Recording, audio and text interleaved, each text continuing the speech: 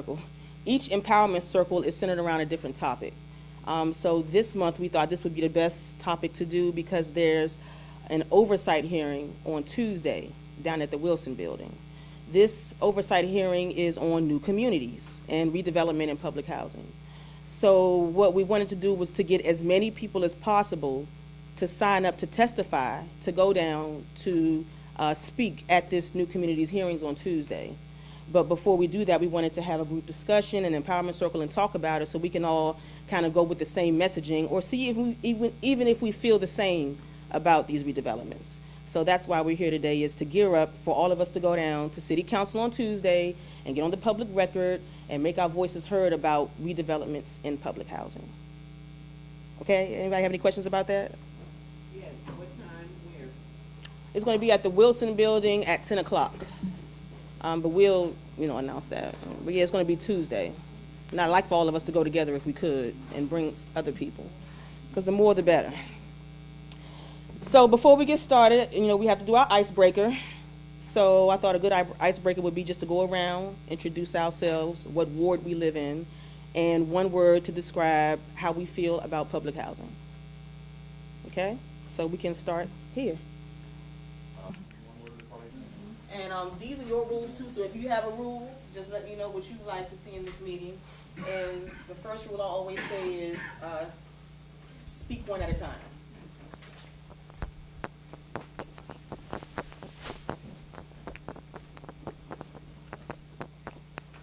Anybody else have a rule they want to add?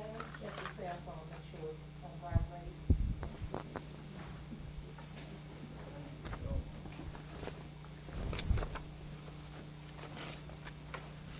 Okay.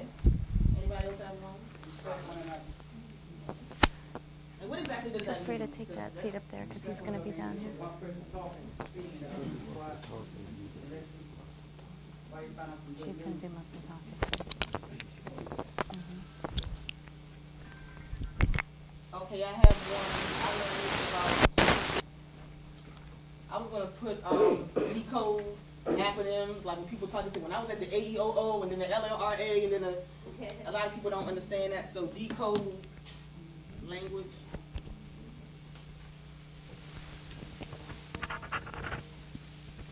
I have one that's probably within all of those things, which is be brief, don't hold a few titles, which is point, brief, and up there with the element. Oh, that's what I have before you. Okay, so that sounds good right there. Those are our ground rules, and if somebody steps out of line, we'll check and we'll point back to this, okay? Okay, so the first part I'm going to do is a slideshow, a presentation about public housing. A lot of us, live in public housing, we know about public housing, but we don't really know what is public housing. So I did a ton of research, and other folks helped me out, and we have some stuff here to share with you about what public housing is, okay? If you have any questions, you can ask, stop me, slow down. Okay, so in 1890, there was an expose called How the Other Half Lives. And there was a photographer who went and started to photograph how poor people in America were living. And they were all living in like really bad slum conditions. Here's one of the pictures out of the expose that he did. So this went all over the country, and everybody saw how poor people were living. So out of that controversy, President Roosevelt decided that he wanted to enforce laws that were going to stop people from living this way. So when the government first got involved in housing, it was over housing conditions. It was over the living conditions. And so they tried to pass all these different laws and acts. Landlords had to build stuff up to code, and that's where code stuff came in. But none of that stuff really worked because they were saying that the landlords didn't have the resources to bring these places up to code. So in 1933, Roosevelt passed something called the National Industrial Recovery Act. And out of that, he directed Public Works to develop a program to construct, reconstruct, alter, and repair low-cost housing and be regulated by the government. So this led to the Housing Act of 1937, and that was passed, and this provided government subsidies to local public housing agencies to improve the living conditions of low-income people. So we all on the same page. The reason public housing started was because of the conditions people were living in. There needed to be government regulation over it. And so they said, we'll build the housing for people and make sure that it's clean, decent, safe, and people can afford it, and the government will subsidize it. You got that? So the very first public housing project was built in Atlanta. It was called Techwood Homes. It was built in 1937. I put 6. It started to be constructed in 36. It was opened in 37. And this public housing property was for white people. So this is one of the first families that moved into it. And in 1939, a couple years after this Housing Act was passed, 50,000 units of public housing were constructed. Now, public housing was segregated. Depending on where the housing was built, some was for only blacks and some was for only whites. This one was for only whites. So everybody, a lot of people ask, how is public housing funded? It's funded by the federal government. Congress appropriates money each year to different agencies, and so Transportation and Housing and Urban Development get a certain amount of money appropriated. When HUD gets that, that's HUD. So when HUD gets that money, then part of that money goes to public housing, and they separate it out to different public housing agencies across the United States. So there are two main public housing funds. There's the operating fund, and then there's the capital fund. The operating fund is intended to cover the gap between the rents and what we pay. So that's the subsidized part. That's the operating fund. Now the capital fund is supposed to pay for things such as maintenance, security, and so forth. So the capital fund is supposed to fund renovation, replacement of items such as appliances, heating and cleaning, all the stuff that we need fixed up in our places. That's where the capital fund is supposed to go. Now, there can be additional money that can be given to public housing if Congress specially earmarks it, but I don't know if that happens or not. Yeah. When you say subsidized, when you say that's the part of the rent that we subsidize, who are we subsidizing that part of the rent to? If someone pays $84 a month in their rent, and their rent is actually, say, $984, who does that $900 go to? And who, what does that $900 go to? Where does that $900 go? I don't know. Does anybody know that? It goes to the local housing authority to continue doing the rest of the work that needs to be done. So you said that the federal government actually gives the local, HUD actually gives them that $900? And that $900 supposed to go to what? It's supposed to go back into, it's actually supposed to go back into the property where you pay your rent. The local, yeah. Yeah, it's supposed to, some way, somehow, generate back to the property, and it's supposed to be able to say, okay, we got, like she was saying about the second, part of the subsidy. That's supposed to cover the maintenance and other repairs and stuff. And then it also covers the electricity, the gas, and the water, and other things. That's where it goes. It's broken down and it's separated that way. All right. Good, thanks for that. So federal funding for public housing is shrinking. It gets less and less and less every year. Every year, public housing gets less money and less money appropriated from Congress. So here's just quickly, if you want to read over, this is HUD's mission statement, in case you were wondering, what is HUD's mission in their work? It's to create strong, sustainable, inclusive communities and quality, affordable homes for all. HUD is working to strengthen the housing market to bolster the economy and protect consumers, meet the need for quality, affordable rental homes, utilize housing as a platform for improving quality of life, and to build inclusive and sustainable communities free from discrimination and transform the way HUD does business. And that's pretty long. I don't know if they're really meeting their mission statement, but yeah, that's what it is. Now, our local housing authority, this is the DC Housing Authority mission statement, and it's changed in the last few years. The District of Columbia Housing Authority provides quality, affordable housing to extremely low through moderate income households, fosters sustainable communities, and cultivates opportunities for residents to improve their lives. I don't know if they're fulfilling this either, but here we go. So now the next thing is, who lives in public housing? So when I talk to people about public housing, a lot of people think public housing is only welfare mothers. A lot of people think that's all it is. Well, here's a graph, and this was put out by HUD, and this shows exactly who, and this was in 2011, who exactly lives in public housing. Adults with children make up 34% with children. So it's a lot of children in public housing. You have elderly people that have custody over children, that's 1%. Elderly people, 30%. That's a lot of older senior citizens in public housing. Childless adults, these are adults that don't have any children, 14%. Disabled people, 17%. And disabled people with children, 5%. So you see a lot of this, the main word you see is children, children, children. It's a lot of children in public housing. Now, who lives in DC's public housing? So this goes by income. Yeah, this one is by income. So the average income, if you average everybody's incomes, is about 13,000 per year.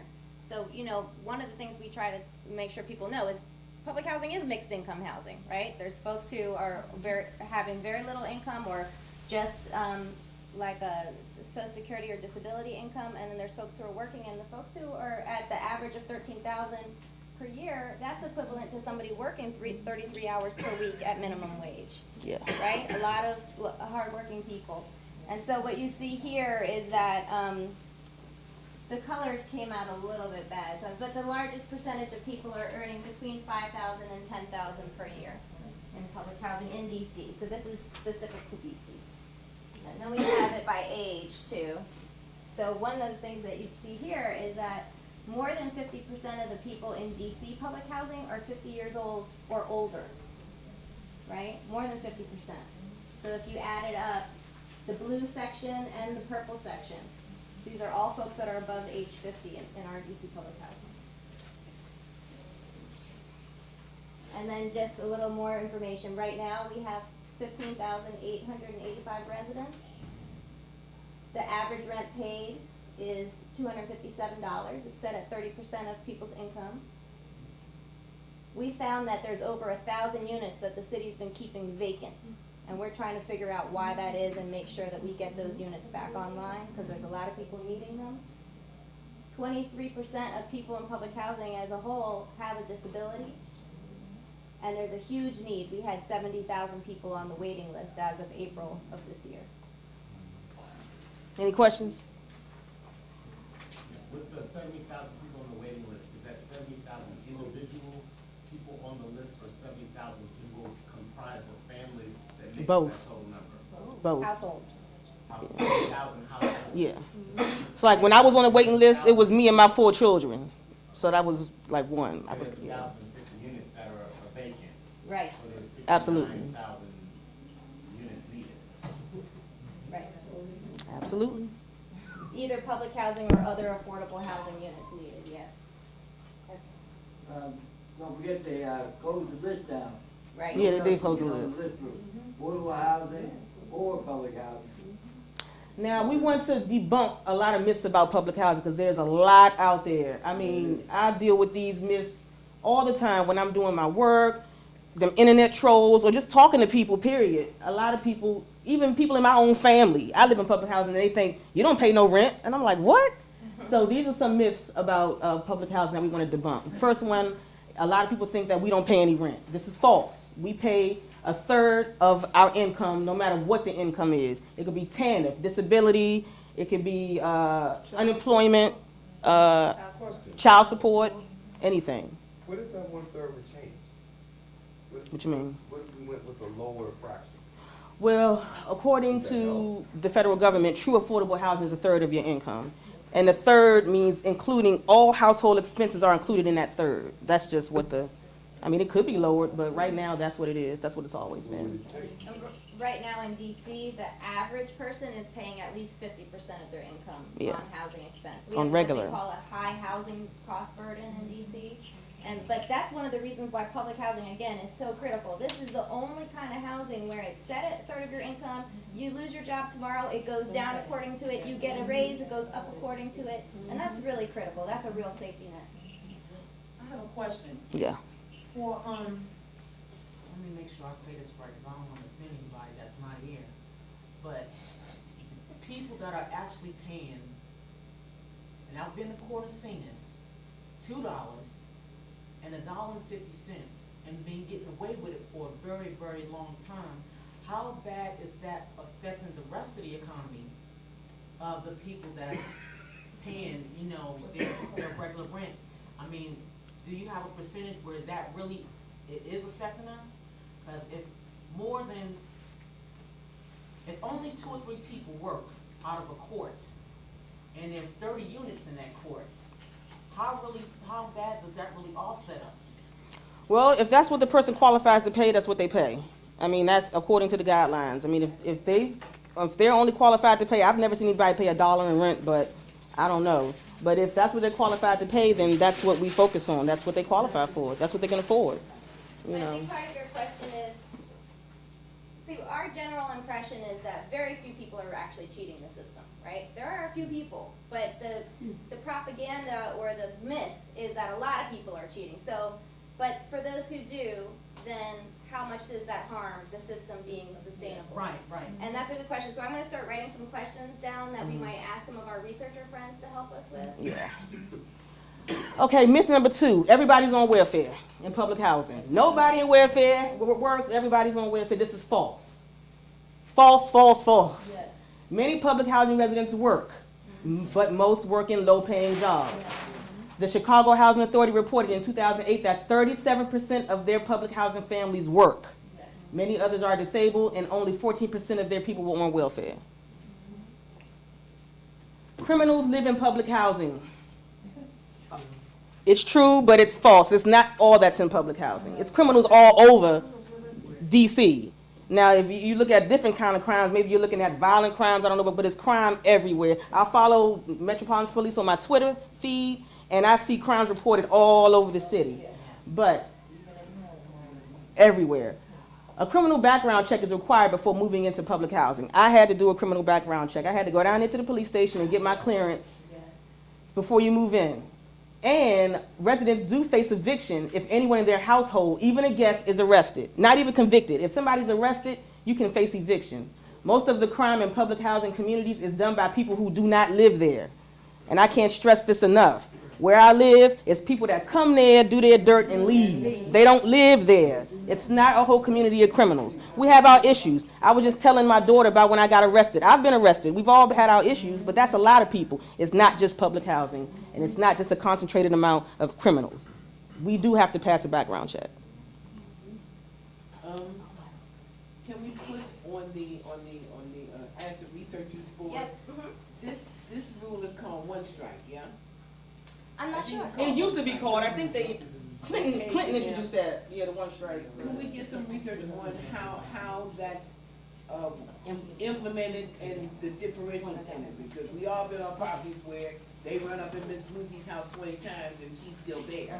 But somebody else got an empty beer can in there evicted. So some research on the real parameters of one strike and how it's impacted, and also whether it affects Section 8 folks as well.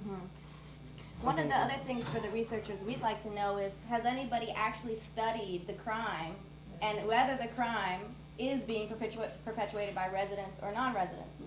I do a lot of work in one neighborhood where I know, to do something, but they don't live there, So if we could get those numbers, I think it would help the residents be able to advocate and say, look, help us protect our community from folks that are coming in, We were victims. After cable cut off for us, we were victims. Because most of the people in our community was working, low-income people, but the people that came in that did the crime, but we got the blame. Exactly. And we got I got a few more myths that aren't on here, but I'm going to just read them real quick. Another myth is that all public housing residents, we're nasty and dirty. Yeah. We get that a lot. First of all, I'm just going to say, I look at that show Hoarders that comes on, and those are homeowners, and they got the worst, most trifling houses I've seen. I'm like, who the world? And these are homeowners, property owners, not living in public housing. So it's nasty, dirty people everywhere. But there are many public housing properties and units that are structurally in terrible condition. Structural damage, yes it is. There are maintenance requests that have gone unanswered for years, but yet within these units, we keep nice apartments, nice houses. It's some dirty people, that's everywhere. But for the most part, most places I walk into, to have such a small space, people keep their places nice and clean. The space around it may be old, it may be poorly maintained, but you'd be surprised what we can do with a little small space. And myth number 5, nobody wants to live in public housing. Ask them 70,000 people on that waiting list. People want to live in public housing. There's nothing else affordable in DC, and we need public housing. It's a lot of low-wage workers who just cannot afford market rate housing in DC. So, you know, yeah, people want to live in it.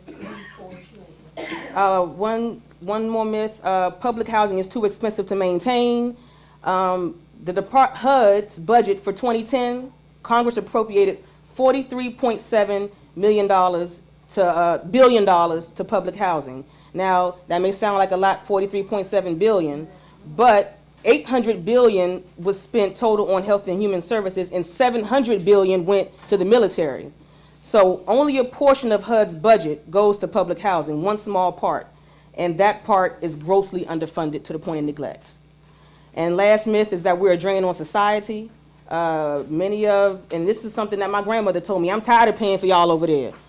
Many of the city's janitors, clerks, teachers' aides, waitresses, medical assistants, essential workers, we live in public housing, and furthermore, housing is a human right. It's a right for everyone, so even if I don't work, even if I don't have a job, I deserve a roof over my head. So no, we're not a drain on society. We need somewhere to live. Anybody got a question? You know, for the researchers board, and I've seen this on my property every year. Why is it when the property managers have HUD and the other people, when they know it's time to get the money, why do they stop at the person who keeps their house up and respectable?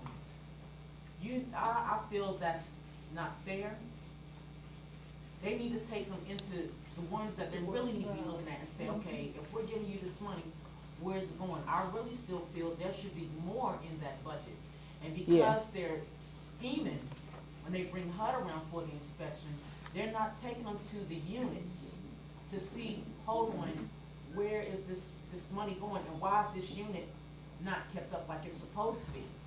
And I really think they need to do something like that. You don't just choose certain houses to go to. You go to every house on that property, no matter how long it takes, to make sure not only are we getting appropriate funds every month, but that they're doing what they're supposed to. That makes sense. Makes a lot of sense. I'm not going to read through this whole thing, but I'm just, why does DC? Oh, I'm sorry, go ahead. With what she just said, I can see them not being able to go to every unit.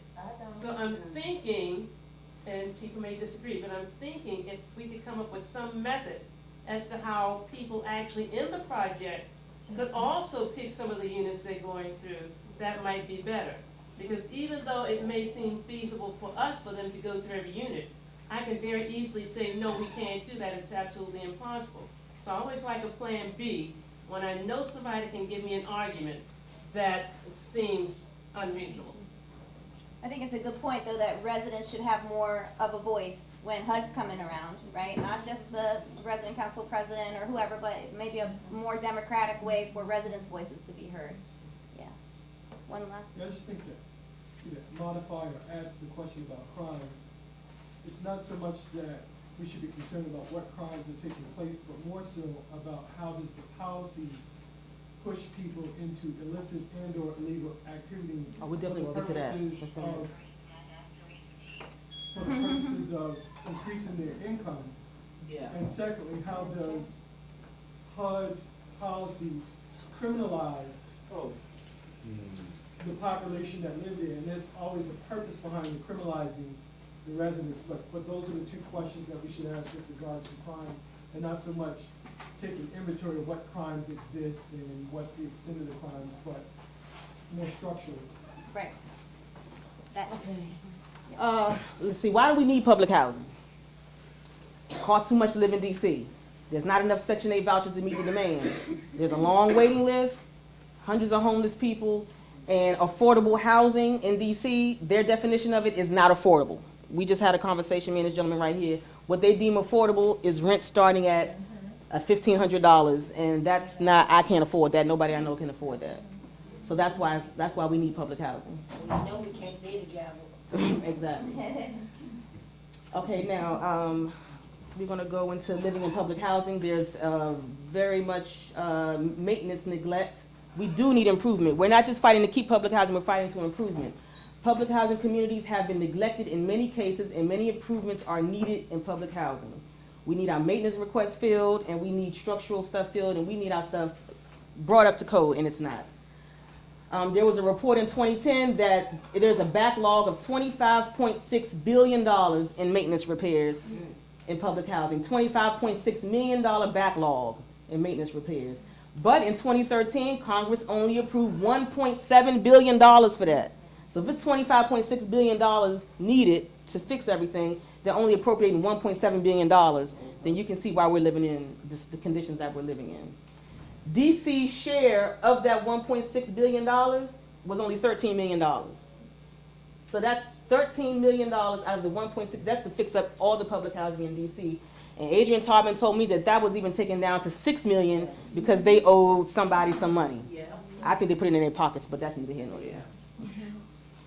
So basic maintenance requests are often ignored by DCHA, including those related to infestation, plumbing, structural damage, painting. We get none of that stuff fixed in our units.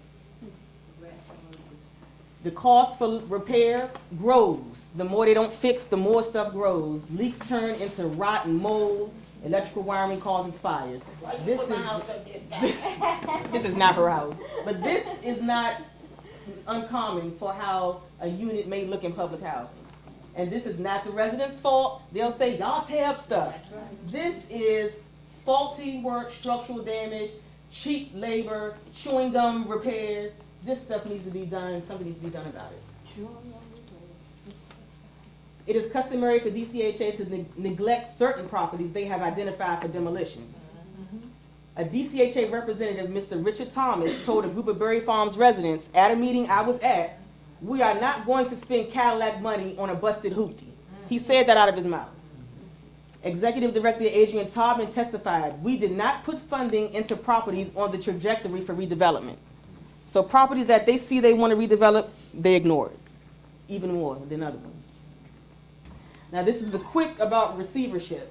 Now receivership is when a court orders that an agency's oversight and governance be put in the hands of a third party. So if I'm in an agency and we're not doing a good job, the court will order that somebody take control of it. So the DC Housing Authority was placed under court-ordered receivership in May of 1995. Public housing tenants filed lawsuits. It was two main claims. One, people on the waiting list sued because they said that it was thousands of units that were vacant, and the 11,000 people on the waiting list sued because they said, you're keeping these units vacant and we need somewhere to live. So there was one lawsuit based on that, and there was another lawsuit based on maintenance. There was a group of residents from Syfax, Lincoln Heights, that came together and sued over maintenance in the grievance process. So because of those two, there was a case called Pearson versus Kelly, Sharon Pratt Kelly. And out of that came receivership.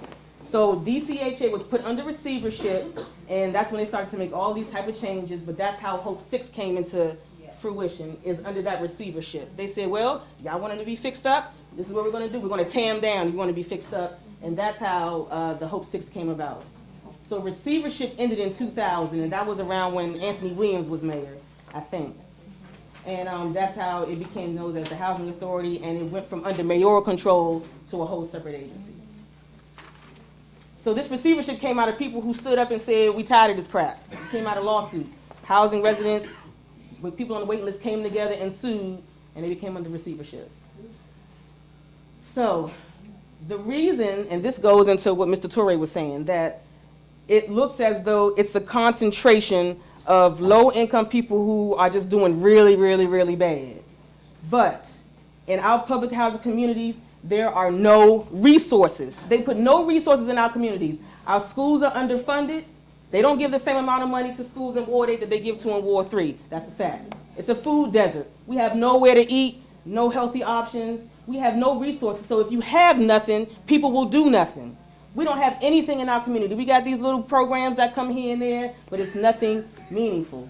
Now, 24% of residents in Ward 7 and 8, we don't have any food options. Out of the 43 grocery stores in DC, there are only 4 in Ward 7 and 3 in Ward 8. In comparison to Ward 3, that has 11 full-service stores. Only 3 of the city's 30 farmers markets are located east of the river. So we have no resources. Access to good jobs and police harassment are issues facing public housing communities. This young man was killed by the police unarmed by Berry Farms. And nobody has been brought to trial about it. The police just got away with it. We have police harassment. The police in our communities do not serve and protect. They harass and arrest and kill. That's supposed to say 6, not 4. Not 4. Okay, so now we're going into the redevelopment part. So this is all going somewhere. So we took a timeline from the first public housing all the way to now. HOPE 6 stands for Home Opportunities for People Everywhere, which they didn't do. The plan was created by HUD in 1992 in response to deteriorating public housing that they let deteriorate. The stated purpose of HOPE 6 was to revitalize the worst public housing projects and turn them into mixed income developments. Existing residents who lived in the public housing were forced to move to either another public housing property or they were given a Section 8 voucher. The property was bulldozed to the ground, and a private developer is chosen to redevelop the property. The private developer invests millions of dollars into this project. The new redevelopment, after it's bulldozed and built up, it includes market rate townhomes for ownership, market rate rent, and low-income homes. The catch is the number of low-income units are slashed, and there are strict criteria for the low-income people to return back. So you can't just come back easily. You don't come back. You have to jump through a whole lot of hoops to come back, and it's not even that many property units for you to come back. So the result in this HOPE 6 is displacement, a net loss of affordable housing, and increased gentrification in the area. So here's a few examples of HOPE 6. These capital dwellings, it used to be 300 units of public housing. After redevelopment, 29. This is facts, y'all. This is not made up. Frederick Douglass, it was 400 units. Henson Ridge is 68.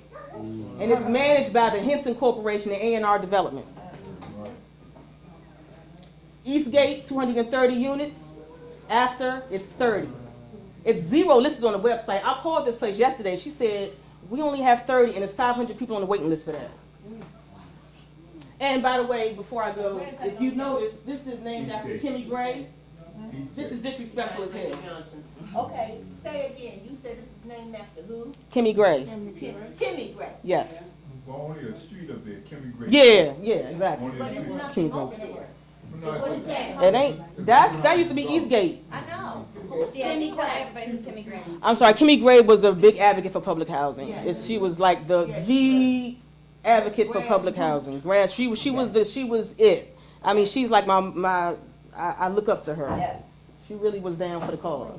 And her family was not informed even when they named this after her. They didn't give authority. They named a leadership thing program after her. The too, Housing Authority without- did. The housing authority without talking to her family at all. Valley Green was 312 units. Yes. Now it's 148, managed by A&R. Now you look at this, people ride by these places now and say, oh, they look so much better, they look so nice, look, it's so nice.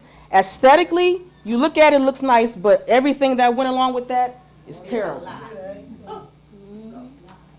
So these are other HOPE 6 demolitions. Ellen Wilson, that's over here in Eastern Market, it was 205, that was a white public housing property. And now I don't even know if they have any low income. It may be like a third of that. They got it's not 205 though. Sheridan Terrace, that's Sheridan Station now. It was 186 units. I don't know what's there now. Capers used to have 700. I think now it's maybe like 100 and something. I'm not sure. So few return to these redevelopments. Only about 11% of original residents return. And here are some of the barriers about returning. There are requirements. It's called the Family Self-Sufficiency Requirements, FSS. You have to commit that you are going to work on raising your education level, your earning capacity, and move out in 5 years.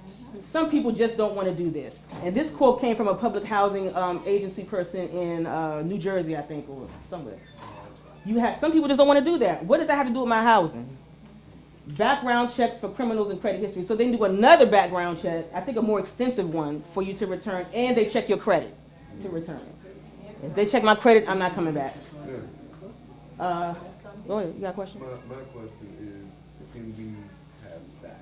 This is very good. Yeah, I have it on paper. We have handouts unless they ran out. There was some up there. Programs tailored to allow entrance into the programs that are tailored to allow people to come back are only tailored to families that are most likely to succeed or who already have some resources. So there may not be real income thresholds, but the requirements discriminate against people with very low incomes. And this is from a quote from Terry Andrews. She was a housing resource developer in North Carolina. A close look at the national numbers shows that Hope 6 developments create a net loss of very low income units, and many of the new units aren't within financial reach of families being displaced. So now we go to New Communities. New Communities is DC's local version of Hope 6.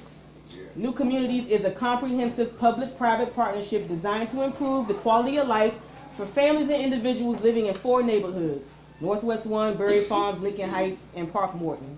And these are their stated goals, which you can read on the paper. But these goals show that these promises, it's been proven that these goals have not been fulfilled. New Communities has not fulfilled their promises, and the program is highly flawed.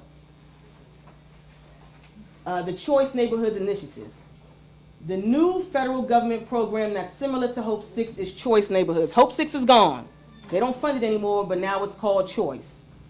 Choice, which is part of the White House neighborhood, your man, Obama, part of the White House Neighborhood Revitalization Initiative, is a partnership between HUD. Now they include everything, the schools, the Health and Human Services. They include all these people. And the only clear difference between Choice and Hope 6 is the name. I don't see any difference other than the name. Exactly, it's the same thing. Everything we just talked about, Hope 6, it's just under a new name.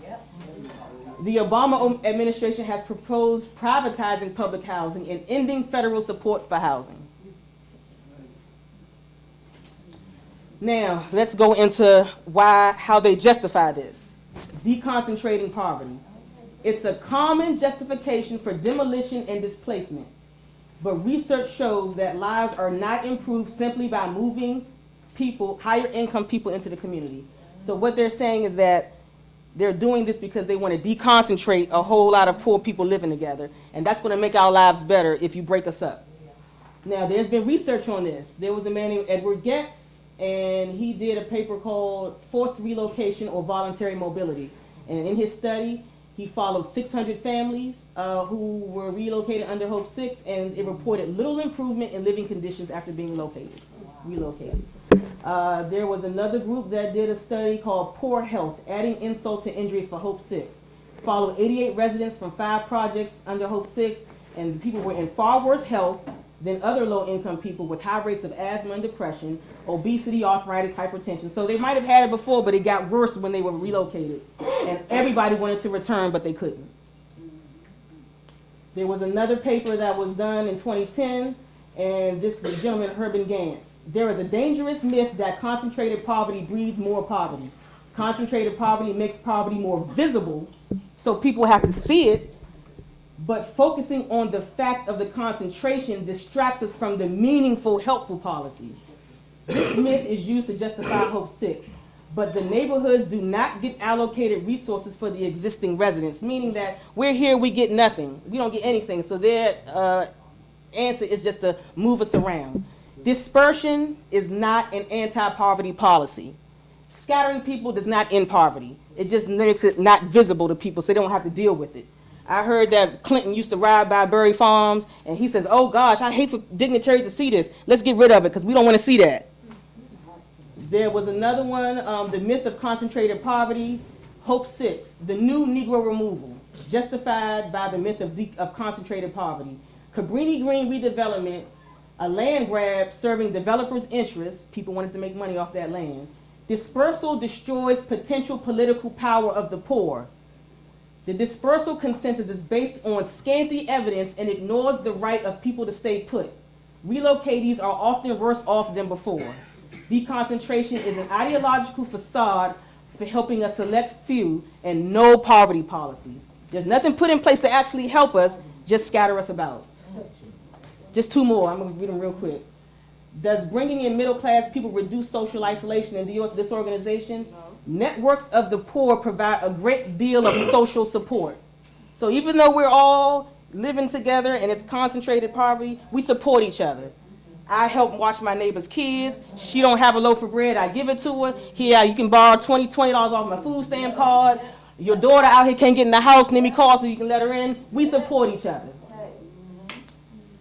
Deconcentration and social capital contradictions. No better educational achievement and no improvement for teens. Teens are more lonelier, health worsens. Deconcentration is a disease model of poverty where the poor are the agents of their own infection and must be extracted like a tumor. And here's the last one. This is a recent one that just came out a couple weeks ago. In New Orleans, there was an article called Columbia Park in New Orleans is showcased as the national mixed income housing model. And there was a resident there they interviewed named Darlene Foley. She lived in St. Bernard Projects before they tore it down. And here's her quote after moving back into the redevelopment. "The only thing I do now is pay my rent and go to work. I don't mingle because I'm inside all the time. They don't really have the people who used to stay back there anymore. I don't know if it's because they didn't allow them for whatever reason to come back or they just didn't come back on their own. It's the loss of our community. It's a big loss. They're all gone now." Wow. So, That's it for the slide. So what we were gonna do is have a little discussion, and there's a lot of experts in this room, people who've been through this themselves. So we wanted to have a little bit of a panel, ask our experts who know from experience. But then we wanna set aside some time to talk about this hearing on Tuesday. Because what I see in this room, do you remember what my one word was when we did introductions? It was power, right? What I see in this room is power. I don't know when the last time was that there was a group this size that went down to city council to advocate for improvements in public housing. And I have to tell you, I've been meeting with some of our colleagues recently who are affordable housing advocates. And they have acknowledged and admitted that they've been ignoring public housing, right? They said we took it for granted that it was gonna be there, right?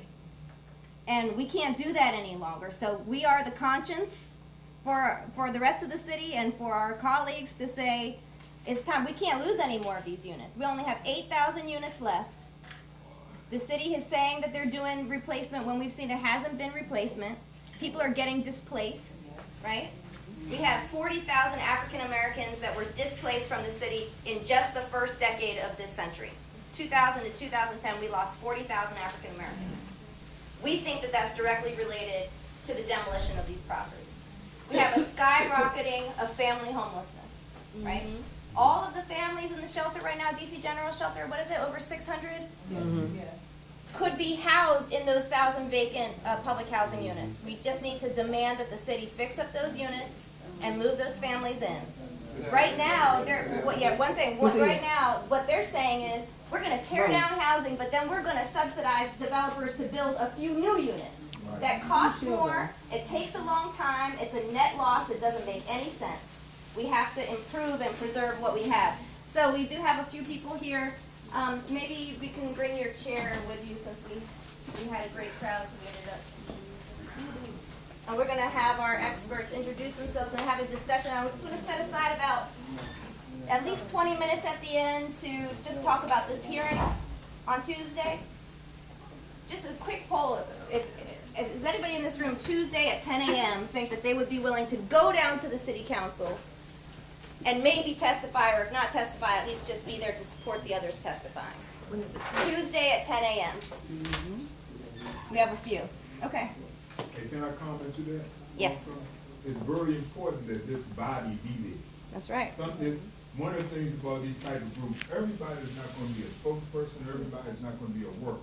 But as long as we show a presence to support whoever those spokespersons are and get some stuff done, we can make a difference.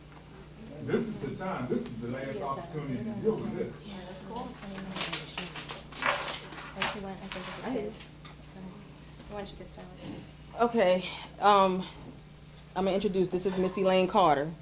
Miss Elaine Carter is a resident of DC, and she went through a redevelopment. This is Miss Rose, she's a resident of DC, and she went through a redevelopment. And this is Ms. Randolph, and she is going through a potential redevelopment. So we're gonna ask them some questions, and we'll take it from there.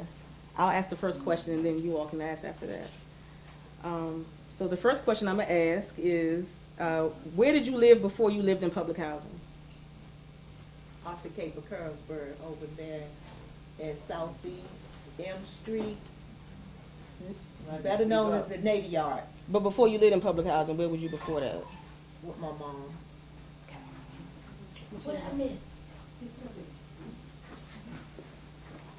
Okay, Miss E, where were you before you lived in public housing?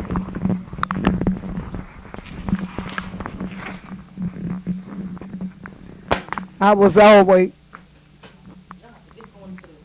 okay, I was always in a back street or some kind of old place, and everywhere I live has been an old place, and that's why where I lived at, when I got a 5-bedroom, I went for it because it was more room and it was cheaper. I moved moved over there at Stanton Dwelling where I was president, and we had the first Hope 6.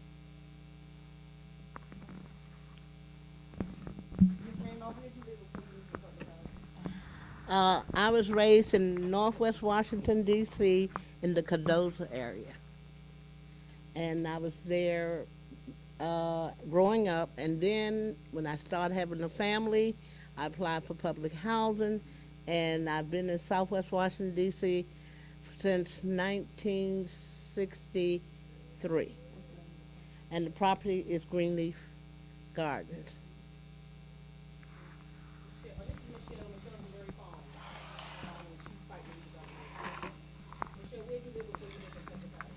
I live on 14th Street Northwest, Belmont Street, the Columbia Heights area. I had went to a shelter with my children, and after my children got a little older, my name came up on the waiting list to come to Berry Farm, so I was there for 14 years.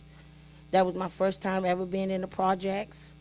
And you know, I love staying there because all the people there, it's like the people that left from up northwest and been thrown over east of the river. So now I'm sitting here trying to fight for where we have to stay because I see some of our parents can't afford to go anywhere. Now, it took me to go back to school and get a good education and learn to be a chef for 27 years, hotel and restaurant. Some of the programs that I came up with are not there anymore. And the developers that's coming now not offering anything if we do have to move.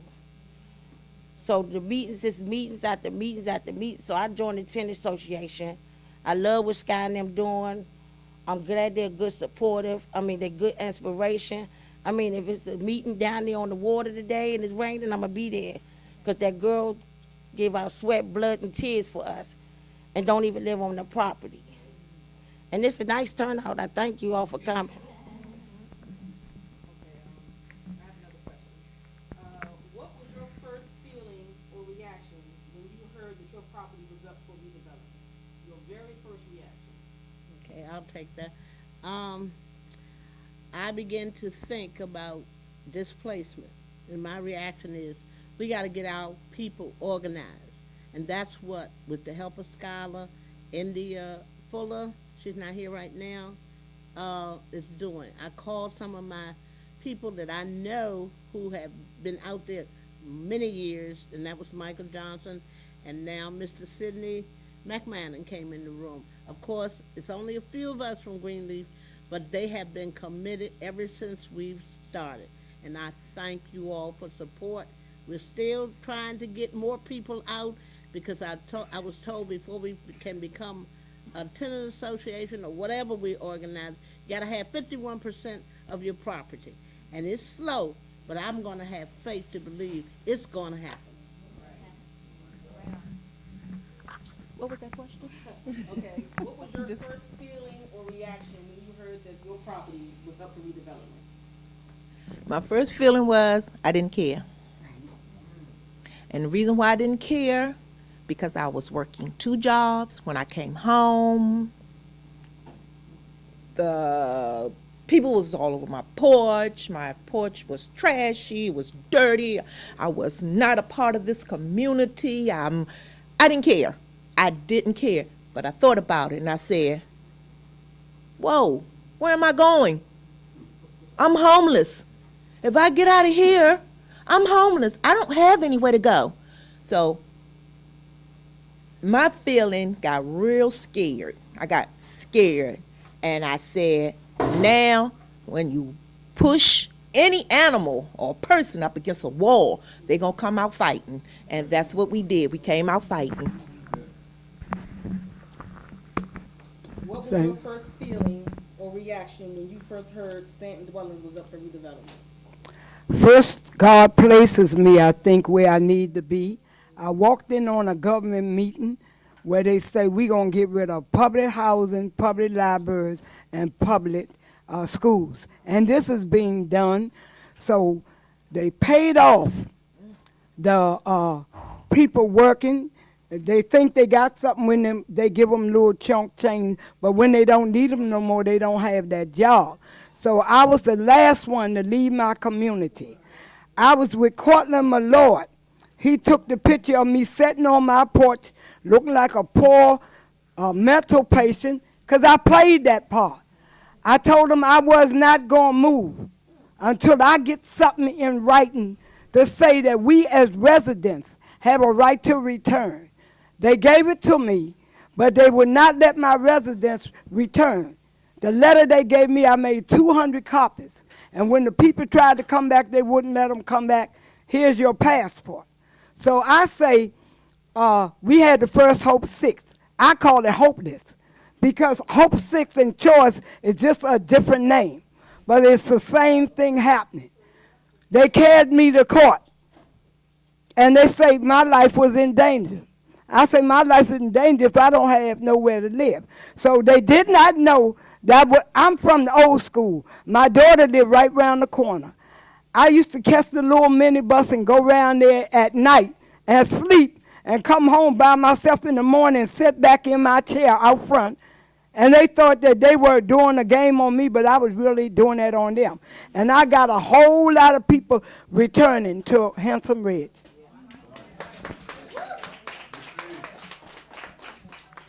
All right, Michelle, what was your first feeling, reaction when you heard Berry Farms was up for redevelopment? Very first, like when you first heard it, what did you feel?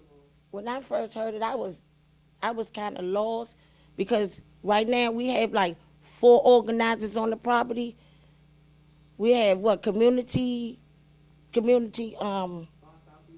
right, we have Far Southeast Collaborative, Bury Farm and Tenant Association, the Resident Council, new communities, and choice. So we too much torn. So I'm like trying to make every meeting. I'm neglecting my family. So I'm sitting up here saying, my house ran down, y'all just brung in 40 new residents. You ain't fixed up nothing in my property. Well, don't worry about it because we about to move. When I first moved there, I've been moving for 13 years. Haven't moved yet. But now it's down to the wire, and it's real serious. It's real serious now. They done built that bridge. They done came across that bridge. They done got the circulator. When I saw the circulator circling, I knew it was time for us to get ready to go. So I said, you know what? Knocking on doors, sweating tears in the rain, got asthma on the oxygen, on the wheelchair, just walking and talking. Please come out to the meetings, it's getting serious. I'm tired of hearing the same thing. It's not the same thing. If you want it, don't wait till the last minute. Oh, I have anxiety. That's the best I could say. When I heard we get ready to move, I'm having anxiety. Because I learned to live like that. I really learned to live like that. And I don't want to even say what I did really want to say. All right, I got 2 more questions and then I'll open the floor. Do you think that anybody cares about us in public housing? No. She answered for it. No, they don't care.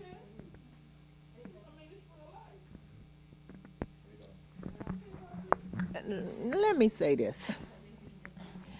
If y'all don't see what's going on in our public housing with our seniors, our disability, and our hard-working people that work, that want to live in the District of Columbia, keep on doing what you're doing, sitting back. And don't make your council members accountable for what they're not doing because we put them there. We put them there. And they need to be accountable for tearing down our homes, our schools, and making our children stand on the corner and say, they ain't got no business standing on the corner. Where they gonna go? Tearing our recs down, tearing our libraries down. And on top of that, gonna take your bus. We had a whole bus that came through southeast, southwest. They took that and told them they don't want the bus over there. How you do that? We, as people of color, we need to know knowledge is power.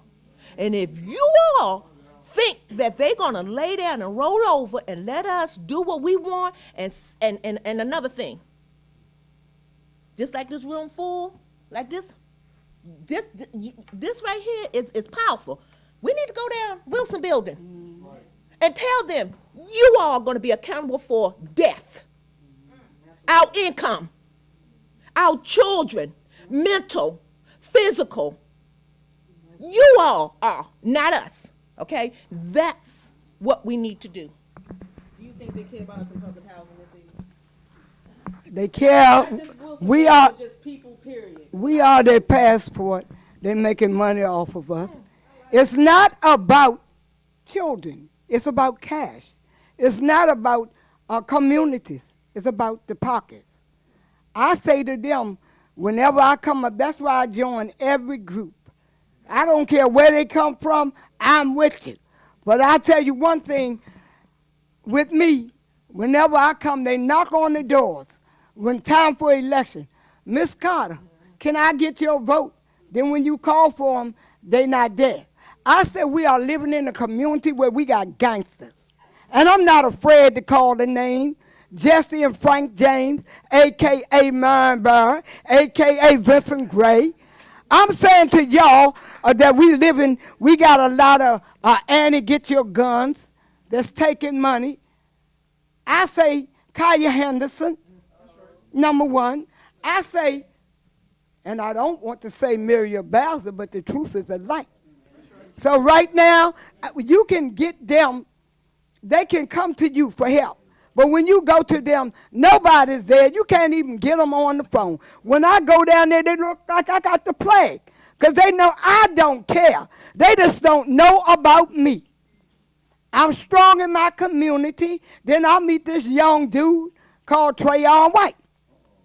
Hello, little Trey, look at me as his grandmother.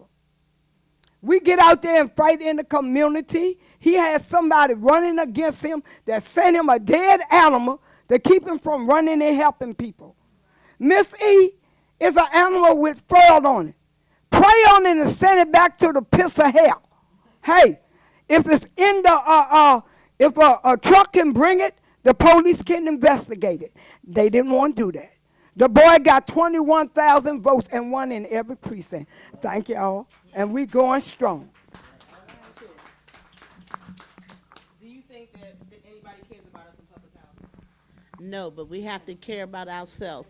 We have a lot of organizations in Southwest, and I want to say this. You got to be careful with who you're talking to, who's representing you, and who you're talking with, and attend all the meetings, not just these meetings, but also some of those meetings that's held, and because it was amazing when we went to the arena stage and to see that nothing but other people there, none of us are there, no disrespect to you all in this room, but let me tell you, we have to go out, we have to attend our ANC meetings, we have to attend every meeting, and it's tiring, but I'm going to tell you, with the blood and sweat, tears, and energy for everything else, please keep your lifeline open, and that's your mind, your heart, and just be concerned.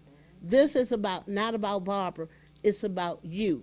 And when I'm calling on people on the phone, when scholars come into my home to talk to me, to guide me, to inspire me, and then when I call other people that I'm already inspired by, because I don't have all the answers, so I'm open to get knowledge and be empowered. Michelle, do they care about us in public housing? Does anybody? I know they don't care about us over there in Berry Farm, Southeast. 'cause they done blocked the street off. I mean, they done blocked the whole street off where our seniors have to go to get on the bus to go through a street. So we about to take a sledgehammer ourselves and bust it back up. I fought for that wreck. I got sick that month. I fought for the wreck, stopped the wreck from getting closed. See, and then when I get disrespectful with the mayor, I'm ghetto. But I told him, instead of you building this recreation center right here, why didn't you build a senior citizen place or a high rise so we can go in there, then redevelop for them people over at Homeland Security? It's no funding. But yet we have a stadium, get ready to get another stadium uptown, a soccer stadium. Get ready to do Serena, little tennis. Okay, our kids can't, if they don't have nowhere to live, how they gonna function to even play tennis, soccer? No, I don't trust them. I let them know I don't trust them. Okay, how can our communities be changed and revitalized while keeping us in place? So how can they come and make our neighborhoods better while keeping us there? I only want to answer that, Scott, because it's the same thing. Rephrase that. Just say it again. So, okay, so when they come and they bring stuff to our community, but like say Homeland Security or whatever, they bring stuff to our community, And that, but it's not for us. So they're basically they're saying, we bringing new, shiny, new, great stuff there, but you gotta get out because we coming in. So what we want is how can we ask the government or whoever to make the community better for us that are originally there to keep us in place? You see what I'm saying? you probably. Yeah, I follow you to a point, and I'm lost to another point. Now, Again, staying organized to me, this is my feeling, staying organized and let them know, divided we fall, together we stand. And like I said, it takes a lot of energy. I mean, we have children, we have invalid family members, we have our own health to sustain. We have a lot that we're up against. But as long as we got breath in our bodies, we wake up and we say our little prayers in the morning or before we go to bed. You know, prayer changes things. It does. It's a powerful instrument. So you got to keep praying. You got to keep working. You got to keep communicating with your residents. And even though they may seem like, oh, they're going to do what they want to do, this is what we're getting. It's not going to happen to us. Y'all wasting your time. No, I'm not going to give in. All I can say is stand, stand. Like they did in the other days of civil rights movement, join hands, join arms, and sing that song, We Shall Not Be Moved. Rose, how do you think they can make the community better for us without moving? Just a little bit piggyback on what she was saying. When we were displaced in Arthur Cape of Carlsbad, same thing she said. They're gonna move us anyway. Oh, what we're gonna do? Oh, they're gonna make us move. They're gonna make us move. If we had good 10 people, just 10 people, it was only 8 of us fighting, but we needed 10 good people just to stand with us. We wouldn't have moved. They would have had to move us here to develop right there and move us back into our property. But we could not do this. We didn't even have 2 people standing with us out of 400 residents. Nobody would stand for us. Southwest and southeast down there, let me say this to you all. It's coming. It's coming. Y'all, it's like beating a dead horse. But if you stand up for something, put your criteria down. Make the developers do what you want them to do. If you make them do what you want to do, guess what they're going to say? Let's redo this. Let's reroute it. Let's do this. I'm telling you now, because I